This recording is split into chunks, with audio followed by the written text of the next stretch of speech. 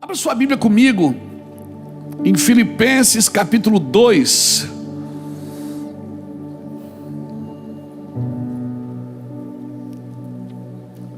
Antes de viajar para a Europa, para Portugal, a gente ministrou aqui sobre relacionamentos naquele culto de ceia maravilhoso que tinha batismo, foi maravilhoso. E hoje pela manhã eu acordei e tomamos um café em casa. Eu, particularmente, domingo eu não gosto de andar na estrada, não. Domingo eu gosto de ficar por casa, né? Porque eu sei que eu vou falar à noite e o nosso espírito sempre fica, né, apreensivo, esperando uma palavra. E às vezes a gente, né, recebe o convite dos irmãos para ir almoçar aqui, almoçar ali, almoçar lá.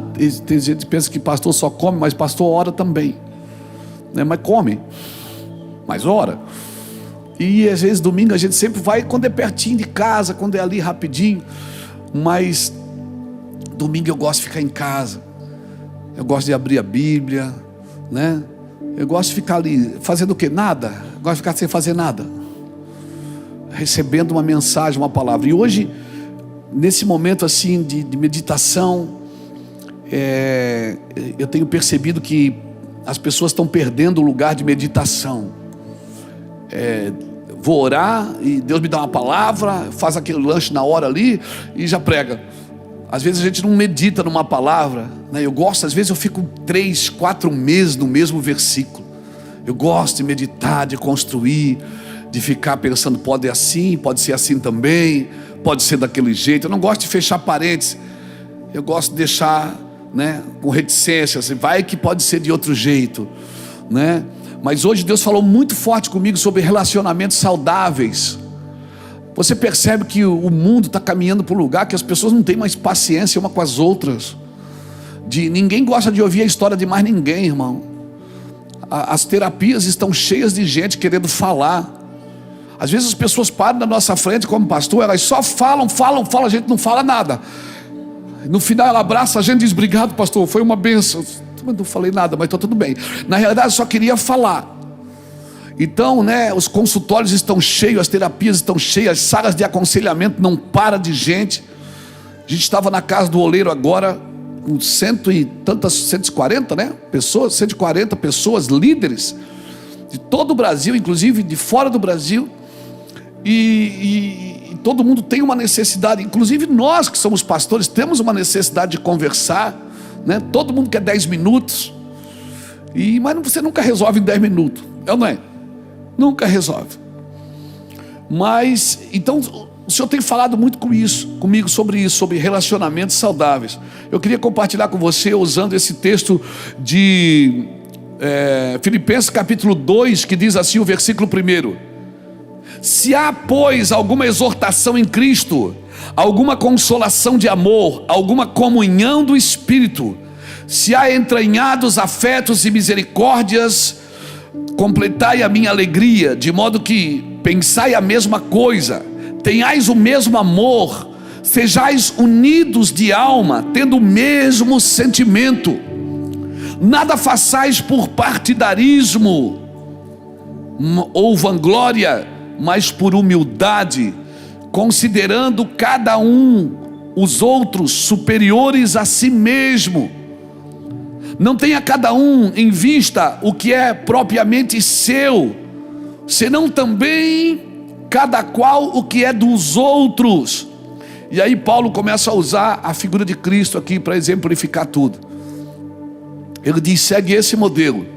Ele diz, tendo em vós o mesmo sentimento que houve em Cristo Jesus, pois ele, subsistindo de forma de Deus, não julgou por usurpação a ser igual a Deus, antes mesmo se esvaziou, assumindo a forma de servo, tornando-se semelhança de homens, e reconhecido em figura humana, a si mesmo se humilhou, tornando-se obediente até a morte, e morte de cruz, pelo que também Deus o exaltou sobremaneira, e lhe deu um nome que está acima de todo nome, para que o nome de Jesus se dobre todo o joelho, nos céus, na terra e debaixo da terra, e toda língua confesse que Jesus Cristo é o Senhor, para a glória de Deus Pai.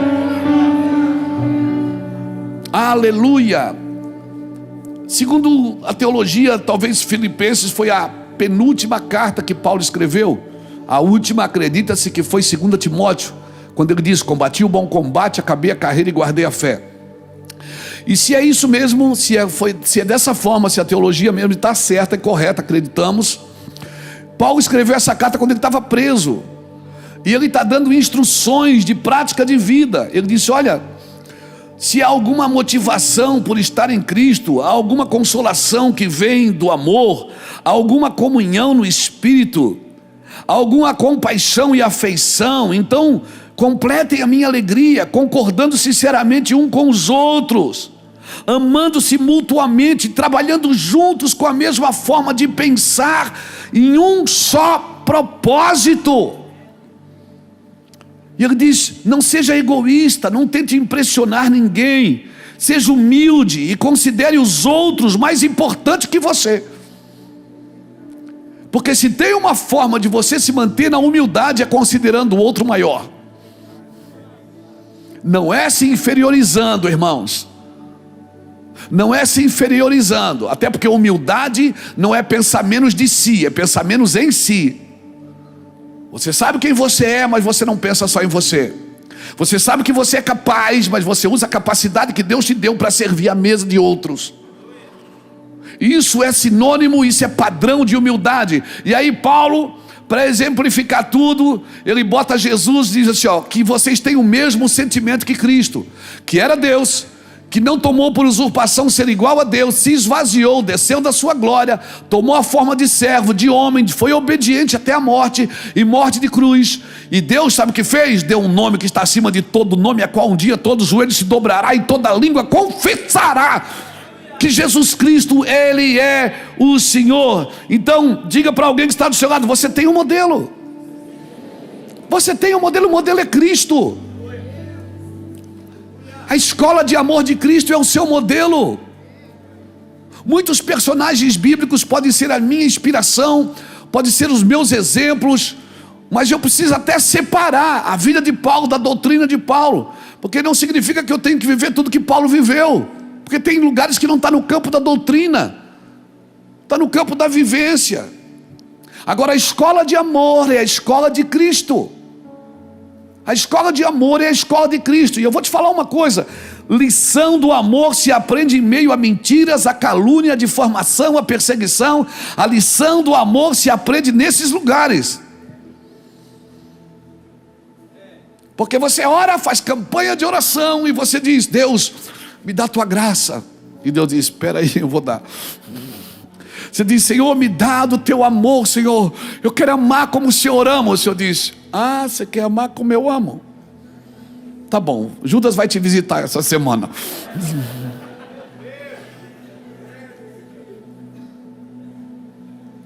Pedro vai te negar esse mês.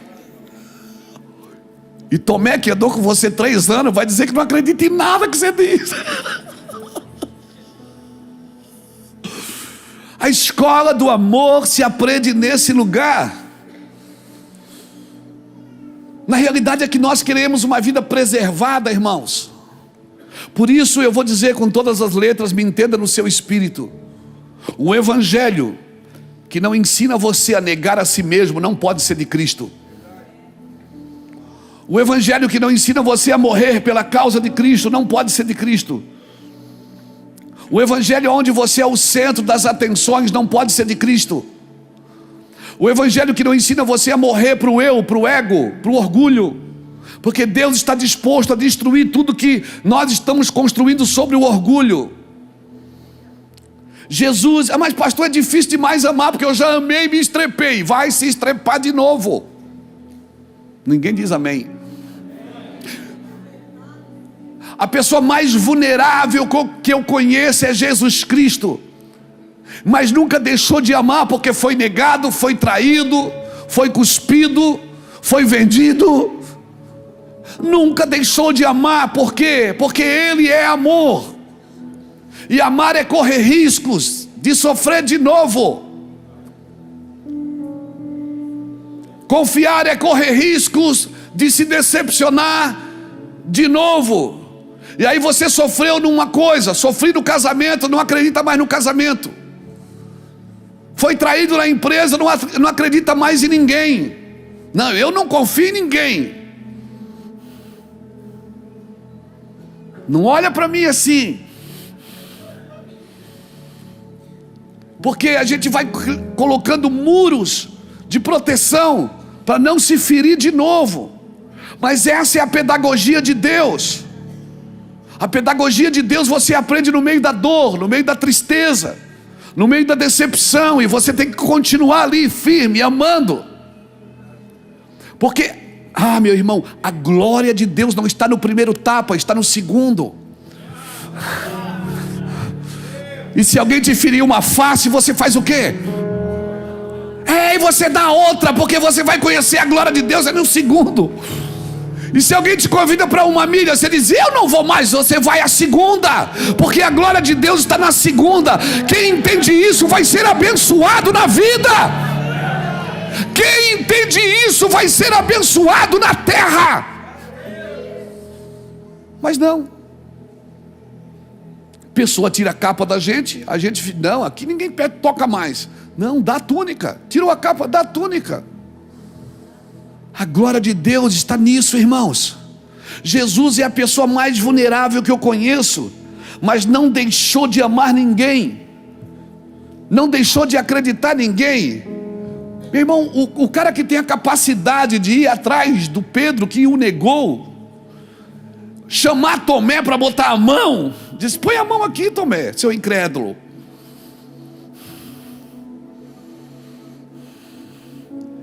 É desse evangelho que eu estou falando. É esse evangelho que vai transformar sua vida, vai firmar seu casamento, vai firmar seus negócios. Esse evangelho, irmãos, é possível ser alguém diferente no mundo que as pessoas são iguais, estão correndo a passos largos para o inferno. É possível. Isso não faz você melhor do que ninguém. Quer um conselho de amigo? Seja bom, seja honesto, seja íntegro, seja amoroso, carinhoso, mas não perca seu tempo tentando provar isso para os outros que você é.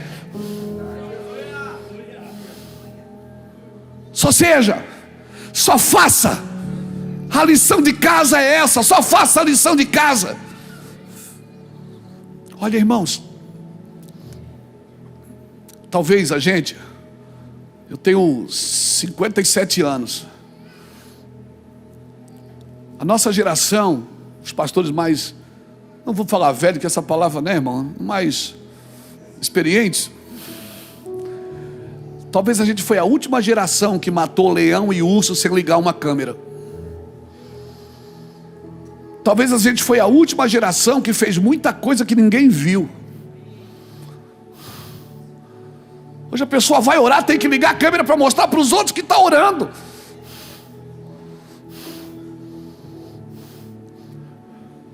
Está errado, pastor? Não, irmãos. É que nós fomos habilitados para fazer coisas hoje diante das câmeras, porque a gente fez muita coisa sem ela. Agora você conhece pessoas, e eu conheço, que se tirar a câmera, se tirar o microfone, se tirar o púlpito, se tirar os estímulos externos, não sobra mais nada, amigo. Por que nós somos assim?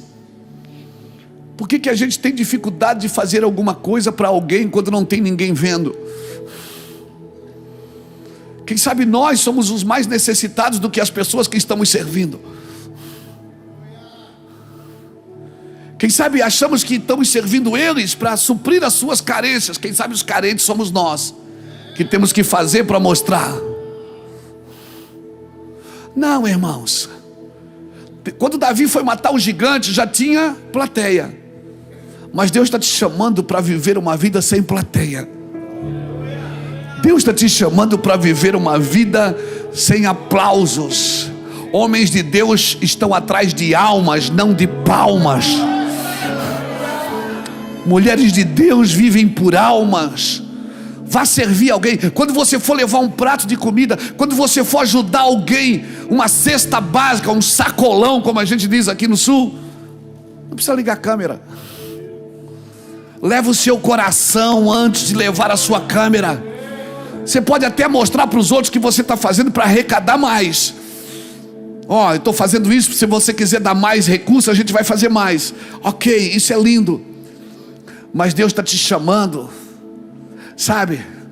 Por isso que Jesus não foi anunciado. Ele disse que haja em vós o mesmo sentimento que houve como Cristo Jesus, que sendo Deus, se esvaziou de si mesmo.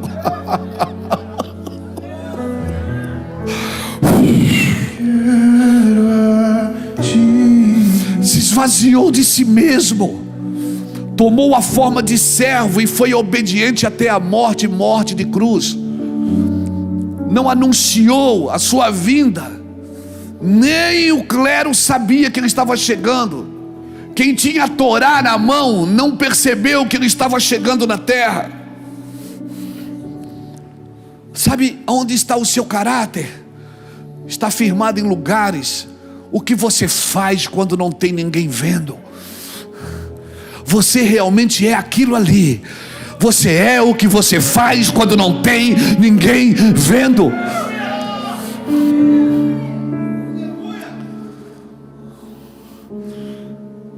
Aleluia.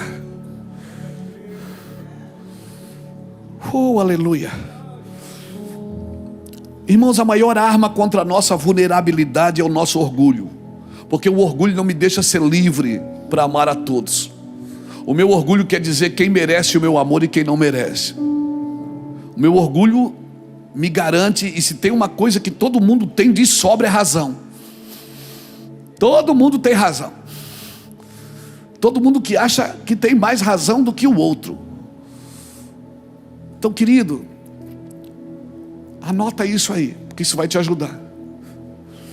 Você não tem que gostar do culto, você tem que compreender ele. Porque amanhã a vida continua. Você não pode se comprometer em amar pessoas e se relacionar com elas e manter qualquer senso de preservação. Não pode. Eu me comprometi a amar, eu sei que eu vou apanhar pra caramba porque eu amo. Se você se comprometeu a amar e a se relacionar, você não pode ter nenhum tipo de preservação. Não tente se preservar para não sofrer de novo. E eu vou te falar uma coisa séria. Sabe por que amamos e sofremos? Porque ainda não amamos como Cristo. Porque não nos esvaziamos o suficientemente. Quando eu me esvaziar suficiente, que eu estou amando porque eu não quero nada em troca. Eu só quero estar ali porque eu sei que eu preciso estar ali. É a minha obrigação. Esse é o meu chamado, é o seu chamado como igreja. Oh meu Deus, eu sei que você está entendendo, você está assustado. Eu sei que a palavra está entrando aí, porque eu olho nos seus olhos, eu vejo que você está assustado com essa palavra. Irmãos, Deus vai aumentar o sarrafo dessa nação. Ele vai aumentar o nível dessa nação. E quem compreender vai desfrutar do que eu estou dizendo aqui. Quem estiver compreendendo vai desfrutar. Se livre de qualquer tipo de preservação. Seja livre para amar quem precisa, quem merece, quem precisa, mas não merece, mas precisa. Mas precisa. Sabe quem Deus vai usar nessa estação? Quem se importa com o outro. Quem se importa com o outro. Mas isso não é problema meu, é sim. É problema seu, sim. Tiago 4,17 diz: sabendo tu o bem que tu deves fazer e tu não fazes, cometes tu um grande pecado.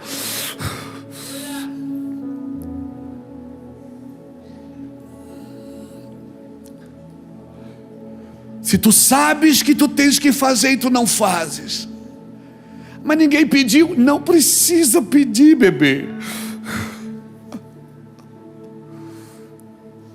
Se tu sabes o bem que tu deves fazer, não, mas o meu chamado não é esse, não.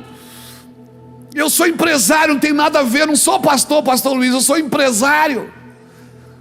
Não, mas fazer as coisas boas, certas, edificadoras. Você não precisa ser um pastor. Você foi chamado por Deus, você nasceu. Como é que eu sei que você foi chamado? Porque você nasceu. Você nasceu e Deus fez você nascer por causa do teu. O que é que Jeremias disse? Que Deus falou para Jeremias: antes que eu te formasse, eu te conheci e eu te chamei. Sabe por que eu sei que você tem um chamado? Está aí uma pergunta que você nunca mais deveria fazer. Será que Deus me chamou? Para de fazer essa pergunta, porque se Ele não tivesse chamado, você não teria nascido.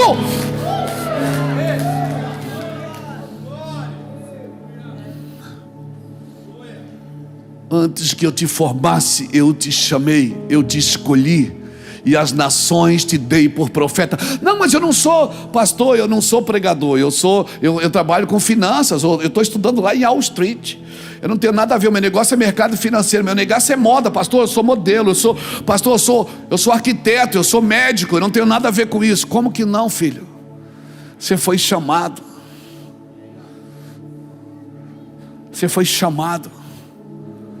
Tira esse dualismo grego da sua mente, que o clero, tira esse dualismo grego, o espiritual e a matéria. Não existe vida secular para quem nasceu de novo. Não existe vida secular para quem nasceu de novo. Se você nasceu de novo, você é um agente de transformação. Tudo que é puro, tudo que é verdadeiro, pense nisso. Se esvazie de si mesmo onde você estiver, para que Cristo possa se manifestar através da sua vida, porque Cristo em vós é a esperança da glória, aleluia. Nossos problemas de relacionamento são por causa do nosso senso de preservação. A graça de Deus te dá uma oportunidade que você não teria em outro lugar. Ela te abriu uma porta que você não conhecia, mas ela não faz todo o trabalho. O trabalho daqui por diante é você que tem que fazer. O trabalho daqui por diante é seu, debaixo da graça, mas o trabalho é seu.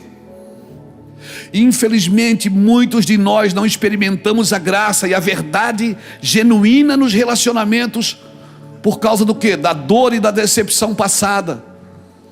Nós temos medo de entrar num relacionamento de novo. Nós temos medo de ir congregar de novo. Nós temos medo de ir na igreja de novo. Nós temos medo de falar com o pastor de novo. Nós temos medo de nos relacionar de novo. E vamos nos isolando, porque é melhor ficar sozinho. Não, sozinho você não é curado. Não, mas eu estou com Deus. Não, você precisa de outra pessoa. Por isso que você congrega. Por isso que você está sentado do lado de alguém. É ferro afiando ferro, é pedra afiando pedra. Você está me entendendo? A dor da decepção passada não pode impedir de ansiarmos por conexões mais profundas nesses dias, irmãos.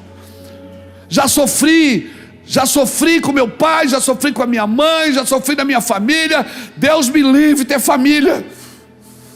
Não, querido, Deus te chamou. Diga comigo: transparência, honestidade e conectividade. Amém? Deve ser fundamentos para mim viver em relacionamentos profundos e genuínos. Deus me chamou para me relacionar com o outro. Eu só sou curado com o outro. Sozinho não. Sozinho não. Não adianta estudar sobre relacionamentos saudáveis se eu não sou um verdadeiro praticante de relacionamento. Relacionamento não é um sermão a ser pregado, é uma vida para ser vivida.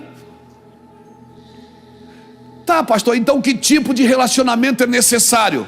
Antes de saber que tipo de relacionamento é necessário, eu preciso estudar que tipo de relacionamento é desnecessário. Porque antes do Senhor falar para mim o que é reino, Ele diz o que não é. Ele diz: o reino dos céus não é comida e nem bebida, mas é justiça, paz e alegria no Espírito. Nós queremos aprender o que é sem nos desconectar do que não é. Nós queremos que Deus venha e se encaixe no nosso modelo de vida atual. Como estamos vivendo, Deus vem porque Deus me abençoa, Deus me ama, Deus quer que eu seja feliz, Deus quer que eu seja feliz. Billy Graham falou uma vez, ele disse: olha, nenhuma vez na Bíblia está escrito que devemos buscar felicidade.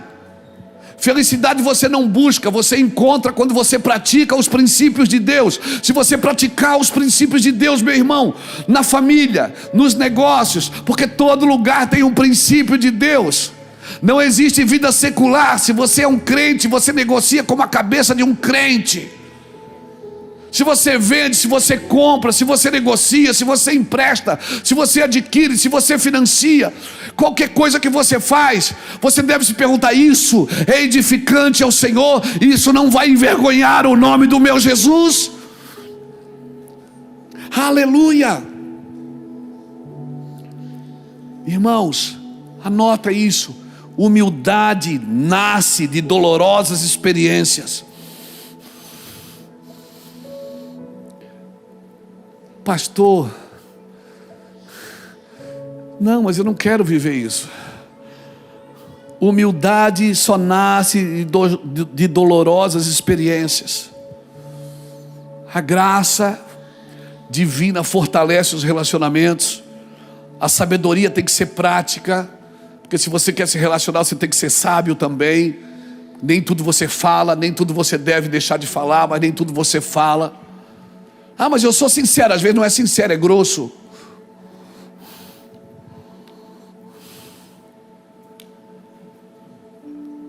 Sabe o que é que diferencia o remédio do veneno? É a dose. Porque o remédio, se você tomar em dose errada e tomar demais, você pode matar em vez de curar. A Bíblia diz: achaste mel, come o que te basta, para que porventura tu não te fartes dele e venha a vomitar depois. Aleluia!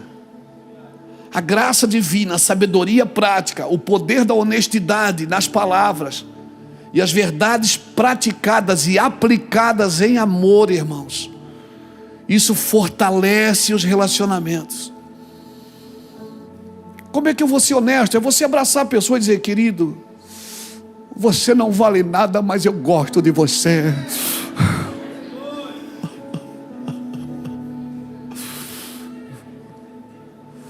Aleluia. Pegou o código? Meu irmão, nós não podemos viver e liderar sem construir relacionamentos saudáveis, baseado em confiança e respeito. Você é crente, você está naquele lugar ali para homogeneizar, para levedar toda a massa. Quando Deus te planta em algum lugar, é para você levedar toda a massa, meu irmão. Amém? Amém. Não é para se isolar. Uma vida cristã não é um chamamento ao isolamento social. Você é um ser psicológico, você é um ser biológico, mas você também é um ser sociológico. Acima de tudo, você é espiritual. Você foi colocado para viver no meio de gente. É no meio de gente que você é consertado e desconcertado. É no meio de gente que você é humilhado para que venha para fora todo o orgulho. É isso que Deus nos criou para isso. Então, sem isso, não dá para liderar, nada é possível. Liderança sem relacionamento. Você viver isolado do mundo, ter negócio sem relacionamento. Meu Deus, como que eu vou viver igreja sem relacionamento? Até você que lidera uma empresa, lidera um negócio, lidera um grupo, lidera uma igreja, ok? Deve entender que verdadeiras medidas de sucesso é ajudar o outro a se relacionar. Quando você sabe que tem alguém no grupo que tem dificuldade de se relacionar, pega pela mão e traz. Traz, irmãos. Eu chamo esses caras de argamassa mole que junta tijolo duro. Sabe, para juntar 2 tijolos duros precisa de uma argamassa mole no meio. Então, se não tiver os facilitadores, a gente usa muito essa palavra aqui no Ministério Mevan. Nós temos várias igrejas no Brasil, pelo menos umas 90 igrejas. Em regiões nós temos nós não chamamos de coordenadores, nós chamamos de facilitadores. Ou seja, são pessoas que estão ali para facilitar o acesso dos outros. Quando você é colocado na liderança de alguma coisa, você é colocado para facilitar o acesso, irmãos. Não é para dificultar o acesso. Quando Jesus diz, eu sou a porta, quem entra por mim encontrará pastagem. Você é um homem de Deus, uma mulher de Deus, cheio do Espírito Santo, em todo lugar que você está. Você deveria ser essa porta de acesso. Pessoas vão conhecer a eternidade por causa de você. Pessoas vão ter acesso a Jesus Cristo, a oração de cura, a milagres, porque você vai orar por elas. Não, mas eu não gosto dela. Esse é o nosso problema. E eu vou te falar, é difícil, você não consegue se relacionar sem amar. Por isso, irmão, amor, gentileza, respeito, confiança, são bases para relacionamentos saudáveis, que vão criar uma cultura avassaladora na nossa geração. Irmãos, a palavra de Deus é clara. Deus, quando quis se revelar para o homem, Ele veio vestido de homem, Ele veio como homem para se relacionar. Ele se esvaziou da sua glória e veio se relacionar. Ele não veio por cima, irmãos, Ele veio por baixo. Ele não veio de salto alto, Ele veio descalço. Ele se vestiu de homem.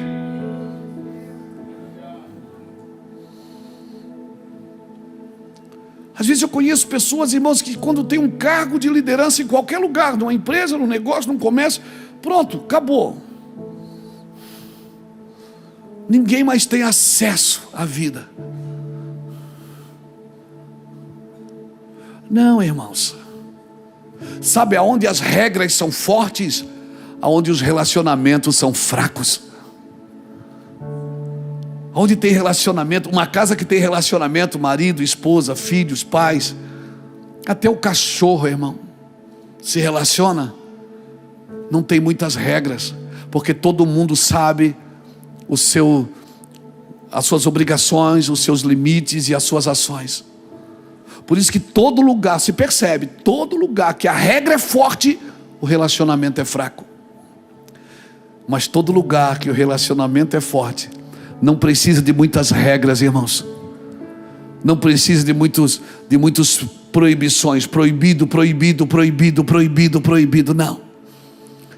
Não precisa. Por quê? Porque todo mundo tem coerência. Por isso uma pessoa que se relaciona com Deus, você não precisa enfiar a lei na cara dela. Uma pessoa que se relaciona com Deus, ela está sempre pensando no outro. Ela considera o outro o quê? Superior a si mesmo.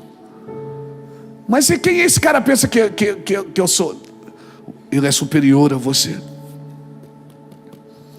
Jesus fez isso, Ele colocou a humanidade acima dele. Por isso Ele morreu por amor. Porque sem amor ninguém consegue se relacionar. Irmãos, você e eu precisamos entender que o amor não conhece limites para amar. E só a partir do amor a gente consegue se relacionar com alguém. Senão a gente não consegue se relacionar. Pastor, mas é difícil demais. Então deixa eu te dar uma dica. Vamos lá. Entenda uma coisa. Escreve aí. Todas as pessoas, melhor, entenda que pessoas de todos os contextos trazem algo valioso para o relacionamento. Todo mundo tem algo valioso para colocar na mesa. Por exemplo, os que experimentaram uma vida inteira de amor e encorajamento trazem o quê? Segurança e alegria. E os que sofreram tristeza e perdas trazem o quê? A cura que experimentaram para que outros sejam consolados e inspirados. E aqueles que não foram curados ainda, pastor, cheio de mágoa, cheio de rancor, cheio de problema, como é que eu vou me relacionar com esses caras? Aqueles que nunca foram curados, eles trazem a oportunidade de eu exercer o amor e a perseverança.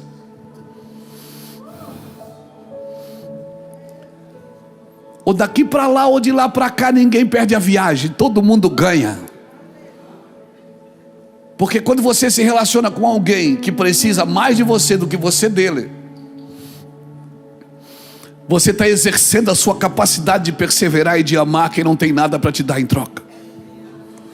Porque se você se relacionar só por interesse, irmão, o interesse vai corromper suas ações. Esse mau interesse vai corromper tuas ações.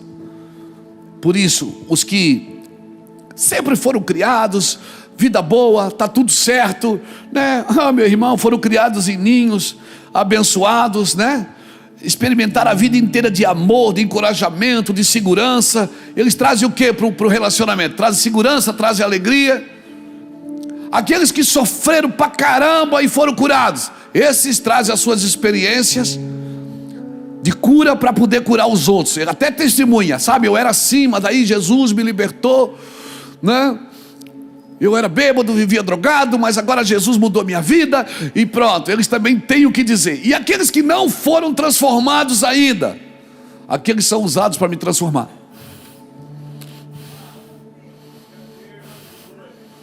Eu digo, esse não, Jesus. E Jesus disse, é para ajudar você. Você não está aqui para ajudar ele, ele está aqui para ajudar você. Eu me lembro, nós tínhamos aqui na igreja, há anos atrás, assim começamos o Mevão, uma criança, ela tinha 5 anos. E ela foi adotada por uma família aqui da igreja. E ela tinha AIDS. E nós oramos essa criança. Ela vinha aqui na igreja com as crianças, vinha aqui, me abraçava, me beijava, trazia desenhinho para mim. E ela ficou doente,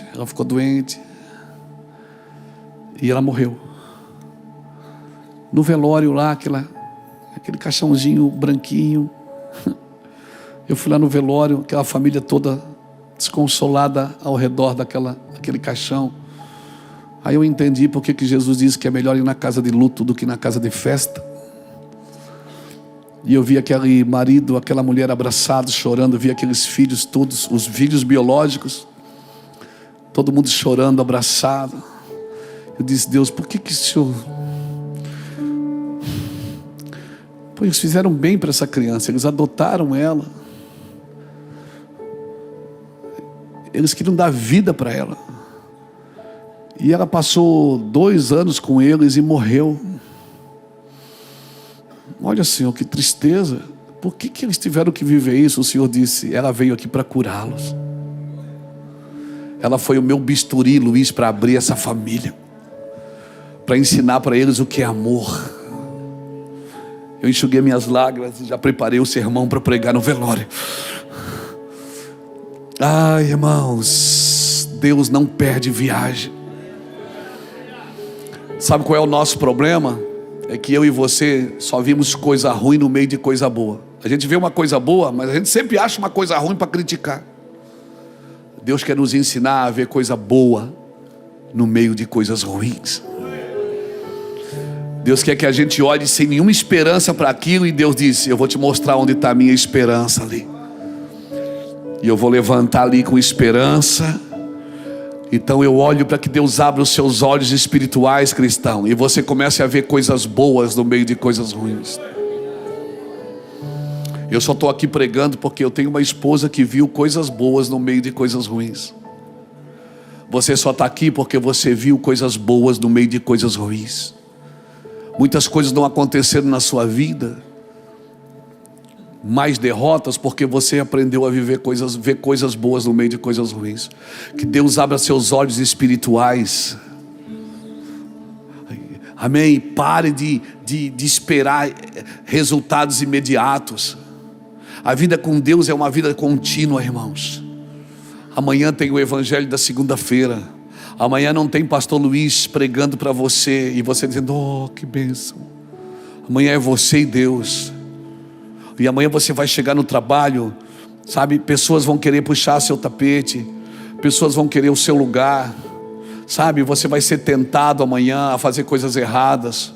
Você vai ser tentado, você olha para o ímpio, vê o ímpio prosperar, você quer fazer igual. E Deus diz, você é diferente. Eu te chamei para uma pegada diferente, para um lugar diferente.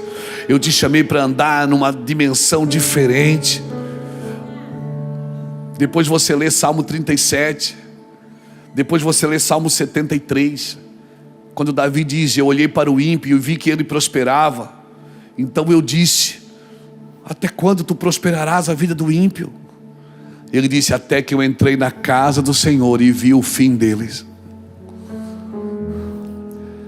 O que você está vivendo agora não é o seu fim. Não é o seu fim. Se prepare. Então se esvazie de si mesmo, irmãos. Não importa em que grupo você está. Se você é o grupo perfeitinho, que traz segurança e alegria, ou se você é o grupo que já foi curado e transformado, ou se você é o grupo que ainda não experimentou a cura e a transformação. Todo mundo contribui para o relacionamento. Todo mundo. Por isso nós precisamos aprender, sabe? Nós precisamos a desmontar. Nós precisamos aprender a desmontar os nossos guetos. Os nossos guetos de relacionamento, que eu só me relaciono com aquilo daquele jeito. Tenho dificuldade de se relacionar com pessoas que não concordam comigo. Eu tenho dificuldade de me relacionar com pessoas que não concordam comigo, que não aprovam o que eu aprovo, que nem são da minha igreja. Irmãos, igreja não é isso, querido. Os relacionamentos saudáveis vão remover todas as fachadas, de modo que nós conhecemos e nos amemos e confiamos uns nos outros sem reserva. O Senhor quer trazer um novo tempo para a sua casa, para a sua igreja. O Senhor quer trazer um novo tempo para a sua igreja. Um tempo de falar as verdades, de honestidade, de transparência nas relações, sendo sincero, verdadeiro. Falar: cara, eu tenho dificuldade de gostar de você. Eu tenho dificuldade de gostar de você. Não gosto de você. Mas eu quero te amar. Por que a gente tem dificuldade de falar isso, irmãos? E a gente vive no ciclo vicioso da hipocrisia. E nós cantamos como é precioso estar bem junto a Ti, mas às vezes não temos facilidade de falar as verdades, porque a gente diz: o que ele vai pensar? Tem um jeito de falar, irmãos. Tem um jeito de falar. Tem uma forma de falar. Cara, eu não concordo, mas eu amo você. E eu não preciso torcer para o seu time. Eu não preciso estar do mesmo lado da arquibancada, vestir a mesma camisa do teu uniforme para amar você. Essa era a dificuldade que as pessoas tinham com Jesus, quando elas viam Jesus curando um soldado de Roma. Quando elas viam Jesus com um leproso, tocando num leproso, elas diziam: cara, não pode, tá escrito que não pode tocar. E Jesus tocava o leproso. Quando as prostitutas se convertiam e vinham servir ele no ministério. Quando Jesus entra na casa de um cobrador de impostos, as pessoas ficavam na porta e diziam: ele não é profeta, porque se ele fosse, ele saberia que esse cara é bandido. Ele sabe que ele era bandido, porque o evangelho não é a recompensa para o justo. O evangelho é a esperança para o perdido. Se somos justos, achamos que o evangelho tem que nos recompensar. Não, o evangelho, ele é a salvação para os perdidos. Amém, irmãos? Pessoas não podem mais ter livre acesso no seu interior, semeando o que não presta. E vou te falar uma coisa: tem gente que não gosta do outro e está ensinando você a não gostar também.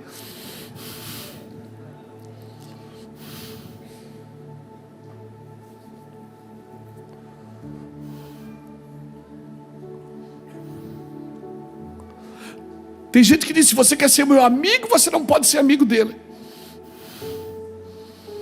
Que pobreza. Eu não vou dizer nem espiritual, vou dizer intelectual. Que pobreza, irmãos. Se você anda com Cristo, você vai ter a mesma fama que Cristo, que era chamado de amigo de pecadores. Jesus era chamado de amigo de pecadores. A fama dele era amigo de pecadores. Nós temos dificuldade de andar. Vai que alguém tira uma foto com aquele cara comigo.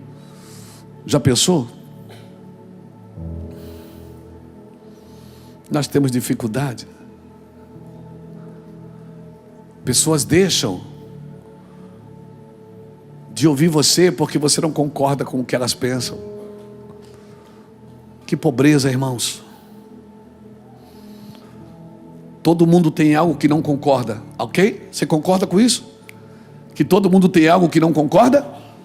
O que nós fizemos com isso, como reagimos a isso, é que diz quem nós somos. Porque eu também tenho algo que eu não concordo. Mas como eu reajo a isso é que denuncia o meu coração. Amém? Às vezes eu não concordo nem comigo. Verdade? Eu não concordo comigo. Como assim, pastor? Não concordo. Por isso que eu não acredito nas coisas que eu digo para mim mesmo quando eu estou com raiva ou triste. Quando eu estou com raiva, eu começo a falar mal de mim mesmo. Seu burro. Seu idiota. É verdade, né? Você faz também. Ah, seu animal. Depois eu oro e peço perdão para mim. Digo, Senhor, me perdoa, porque eu falei de mim mesmo. Eu não sou esse cara, Senhor. Eu não sou burro. Amém, irmãos? Amém? Então eu vou repetir. Seja sempre uma pessoa boa, carinhosa, amável, honesta, mas não perca seu tempo tentando provar isto para todo mundo. Não perca. Pessoas estão te observando, amém? E sabe quem é que mais te observa? Quem não gosta de você.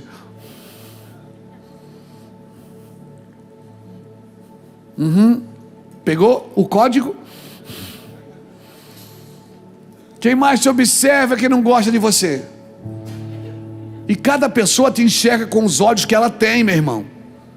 Amém? Cada pessoa te enxerga com os olhos que ela tem. Então o que ela vê de você não é problema seu. Por isso você não tem que trabalhar para ficar se defendendo, para ficar... Assume a conta, paga o boleto e ponto final. Amém, irmãos? Então eu quero deixar essa palavra. Abra sua Bíblia comigo em Filipenses capítulo 9, versículo 11. Eu termino aqui. Filipenses capítulo 1, versículo 9. Não, Filipenses não tem capítulo 9. Filipenses capítulo 1, versículo 9.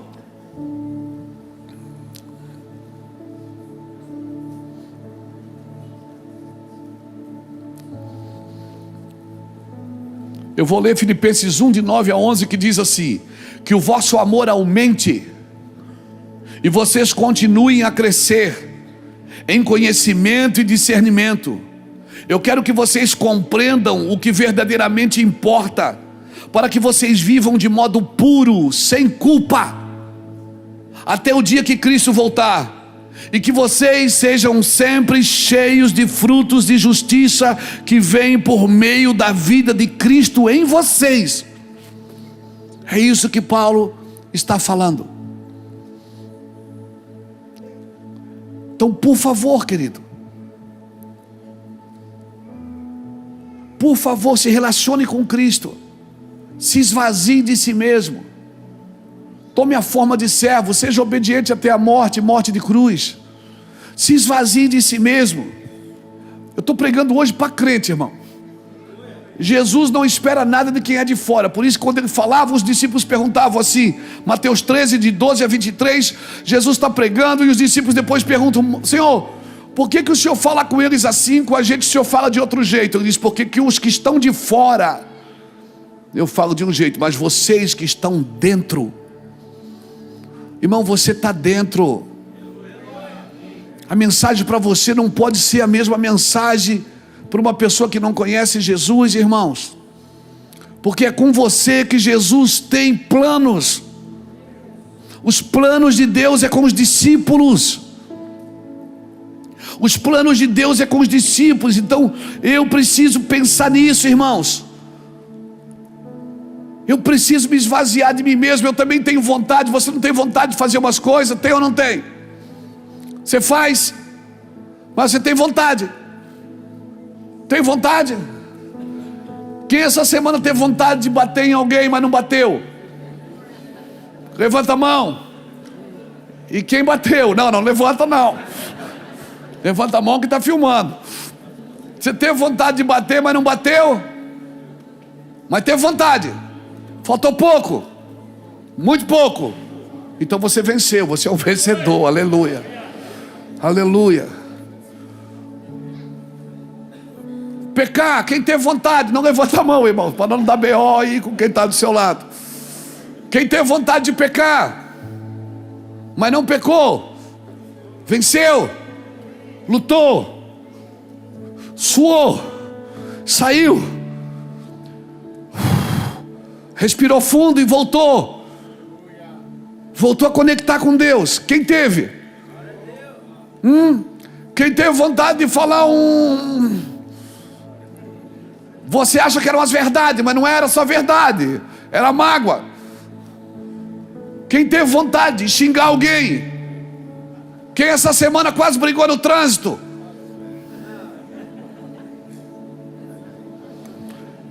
Quem teve vontade de mandar o patrão para o inferno? Vai que seu patrão está aqui, não levanta a mão, meu filho, vai perder o emprego. Vigia. Quem teve vontade de sumir de casa? Quem teve vontade, a gente vai levantar, vai sobrar mão pra caramba. Quem teve vontade de dizer, eu não aguento mais essa vida, eu vou me suicidar. Quem teve vontade de dizer, eu vou sumir, não aguento mais, não quero mais. Quem teve?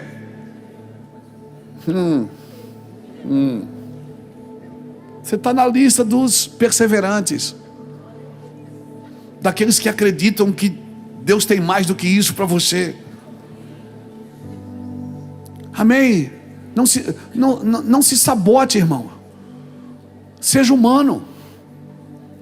Porque o trabalho da igreja não é espiritualizar você, é fazer você ser um bom humano, um bom ser humano.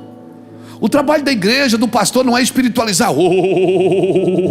Não, o trabalho da igreja é tornar você um bom ser humano, um bom pai, um bom marido, uma boa esposa, alguém que compra e paga, alguém que faz as coisas certas.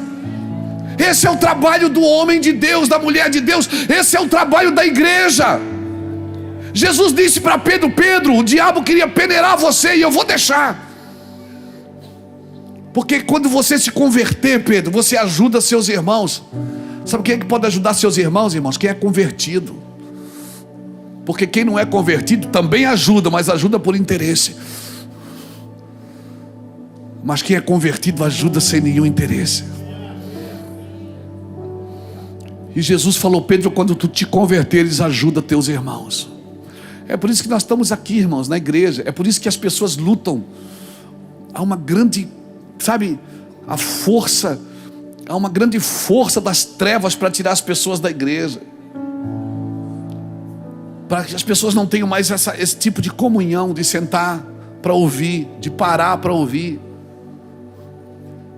Não, irmãos, não pare de congregar, não deixe de congregar. Se não for aqui, congregue em outra igreja, mas por favor, não pare.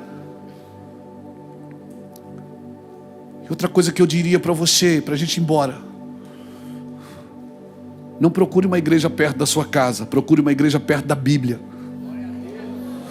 Alguém que esteja pregando o Evangelho de Jesus. Alguém que você saia do culto, quando acabar o culto, você vai para casa pensando: meu Deus, eu não sou crente. Porque se você sai do culto cheio, meu Deus, eu sou a estrelinha de Jesus, você está em maus lençóis. Se você sai de um lugar que a pessoa diz que você é o cara, que você é a pessoa, que você, sai daí, irmão. Deus vai confrontar sua mente para revelar seu coração, sempre. Sempre. O Evangelho ele tem que te machucar. Senão Jesus não mandava você tomar a sua cruz. Ele não dizia: tome a sua cruz e siga-me. Sem cruz não vai, não, irmão, não vai. Só que esta leve e momentânea tribulação não está para se comparar com o eterno peso de glória que Deus tem para a sua vida, meu irmão. E as suas decisões hoje vão afetar seus meninos, suas crianças que estão lá no Kids. Então, por favor, não viva um evangelho de facilidade. Não viva um evangelho Nutella, um evangelho fast food, que você é o centro das atenções. Não, querido, não.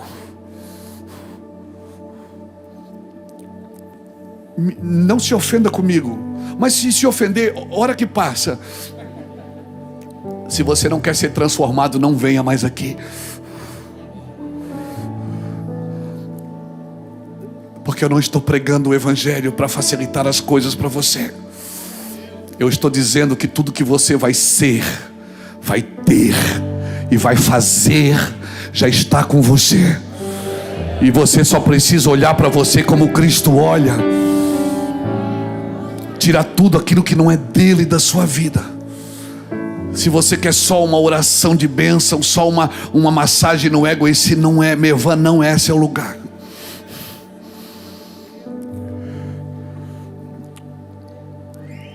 O evangelho aqui é: você vai para casa agora, embarque no seu carro, triste. Mas em 10 segundos você vai estar alegre, vai dizer: cara, Deus é comigo. Rapaz, não é que eu sobrevivi mais uma semana? É por isso que eu quero orar por você. Você que quer mais do que ver anjo. Segura aí se eu cair, menina. Você que quer mais do que ver anjo, quer mais do que prosperar, quer mais do que uma mão na sua cabeça dizendo receba. Você que quer mais do que isso, você que quer ter um encontro real com Cristo, que vai mexer na sua casa, vai mexer no seu casamento, vai mexer nos seus negócios, vai mexer com os seus filhos, vai mexer na tua moral, na tua credibilidade. Os céus vão te conhecer, o inferno vai te respeitar. Se você quer mais do que isso, sai do seu lugar e vem aceitar Jesus. Eu quero orar por você. Se você quer só uma oração, é só o que você vai ter. Por isso que Jesus parava e perguntava. Jesus perguntava para o cego, mano. O cara estava cego. Jesus perguntava: o que tu queres que eu te faça? Por que Jesus perguntava? Porque Jesus queria ouvir da boca dele o que ele queria. Porque Jesus vai até onde você quer. Até onde você quer que Jesus vai com você. Ele pode entrar profundo. Ele pode ferir. Porque se ele ferir, ele mesmo sara. Ele pode abrir você no meio. Ele pode operar você. Porque ele vai até onde você quer. O que tu queres que eu te faça? Ele perguntava. Nós queremos só o pão. Tá, então come. Nós queremos uma oração. Nós queremos ser próspero. Jesus só vai até onde você quer. Mas você nunca vai provar a plenitude de Cristo andando numa vida rasa com Deus. Mas se você mergulhar e dizer: Deus, eu estou pronto para morrer por isso. Se o Senhor não me matar, eu morro. A minha oração para Deus tem sido: se o Senhor não me matar, eu vou morrer. Se você quer mais do que isso, você está no lugar certo. Sai do seu lugar. Se você quer entregar a sua vida para Cristo, me deixa orar com você. Me deixa pôr a mão em você e orar por você. Aleluia. Quero orar por você, meu irmão. Glória a Deus.